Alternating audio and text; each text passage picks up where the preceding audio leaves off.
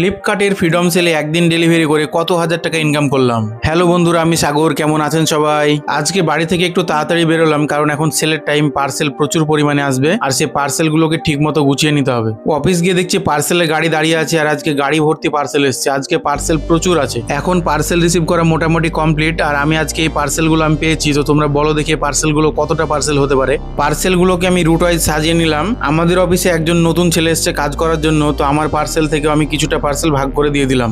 এখন আমার সমস্ত পার্সেল ওয়েবডি করা কমপ্লিট হয়ে গেছে আর আজকে আমি পার্সেল পেয়েছি 248টা। তার মধ্যে 76টা পার্সেল এখন ডেলিভারি করলাম, কারণ যে পার্সেলগুলোতে ওটিপি লাগবে না সেগুলো আমি ডেলিভারি করে দিলাম। আজকে বাড়ি থেকে একটু তাড়াতাড়ি চলে এসেছিলাম, তো কিছু খেয়ে আসিনি, তো তারপর দেখছি মা কিছু খাবার দিয়ে পাঠিয়েছে। মা দিয়ে পাঠিয়েছিল ভাত, চিকেন কষা, পায়েস, আলুর দম। খেতে খেতে দেখছি টোটোটা চলে এসছে, তো যে পার্সেলগুলো ছিল সেই পার্সেলগুলো আমি টোটোতে তুলে দিলাম। আজকে আমার কাছে 248টা পার্সেলের মধ্যে 220টা পার্সেল ছিল দুজন কাস্টমারের। তারপর আমি বেরিয়ে গেলাম আমার বাকি পার্সেলগুলো ডেলিভারি করার জন্য। আজকে যেহেতু আমার কাছে অনেক পার্সেল ছিল আর এই পার্সেলগুলোকে ওয়েবডি করে অফিসে সমস্ত কাজ কমপ্লিট করতে কিন্তু আমার অনেকটা লেট হয়ে গেছিল। আজকে আমার এমনিতে অফিস থেকে বেরোতে লেট হয়ে গেছিল আর আজকে যে পার্সেলগুলো ডেলিভারি করছিলাম বেশিরভাগ পার্সেলে কিন্তু ওটিপি লাগছিল। আর এখন কোম্পানির নিয়মটা কেন করেছে বুঝতে পারি না, কাস্টমারের কাছে গিয়ে গিয়ে ওটিপি কিন্তু রিসেন্ড করা যায় না, 30 সেকেন্ড ওয়েট করতে হয়, তারপরে ওটিপি পাঠানো যায়। এখানে একজন কাস্টমারের একটা পার্সেল ছিল আর একটা বড় বস্তার মতো পার্সেল ছিল, তো আমি কাস্টমারকে পার্সেলটা দিয়ে দিলাম। এখানে একজন কাস্টমারের একটা ওপেন বক্স পার্সেল ছিল আর আমি গিয়ে কাস্টমারকে পার্সেলটা ওপেন করে দেখিয়ে দিলাম।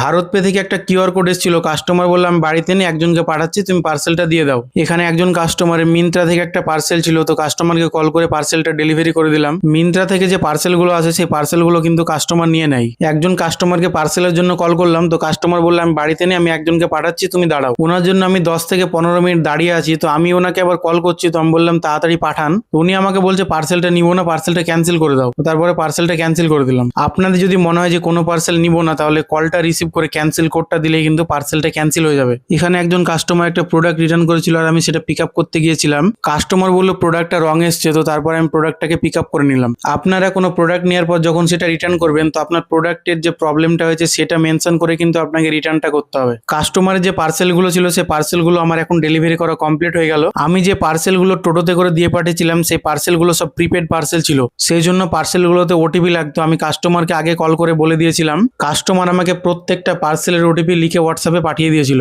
পার্সেলগুলো যেহেতু আমি দিয়ে পাঠিয়ে দিয়েছিলাম তাই পার্সেলগুলো আমি আর স্ক্যান করতে পারছিলাম না, আমাকে প্রত্যেকটা পার্সেলের অর্ডার আইডি বার করে ওটিপি দিয়ে ডেলিভারি করতে হচ্ছিল। তার জন্য আমার প্রচুর টাইম লেগে যাচ্ছিল। এখন আমার কাজ পুরো কমপ্লিট আর আমি আজকে 238টা পার্সেল ডেলিভারি করতে পেরেছি আর এখন বাজছে রাত্রি 11টা 20। আজকে আমি ডেলিভারি করে কত টাকা ইনকাম করলাম নিচে পিন কমেন্টে দিয়ে দিচ্ছি, চাইলে আপনি দেখে নিতে পারেন।